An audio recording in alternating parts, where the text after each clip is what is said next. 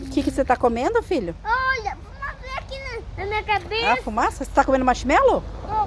Tá gostando? Olha ele comendo marshmallow. Você que assou na fogueira? Pintei. Você que assou? Eu. Olha, nós temos uma fogueira do lado da casa. Aqui. Do lado. Do lado da casa? Quem que já pôs a foguinha nele? Oi? Quem que já pôs a foguinha nele? Que delícia. Que delícia.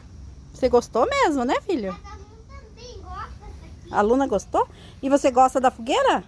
Gosta.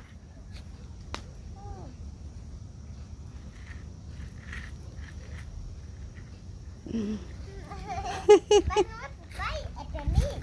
Sai, Luna. Saia, Luna. Deixa o Gustavo comer agora. Depois você come.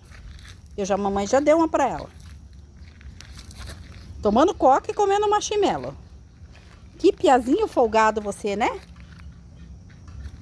Sou um pezinho muito folgado, né? Você é muito folgado. E tá gostando? Tô. Muito? Eu sou um pezinho de assar. Ai, marshmallow. É, marshmallow. Marshmallow. E até a cara. E nossa fogueira tá grande ainda.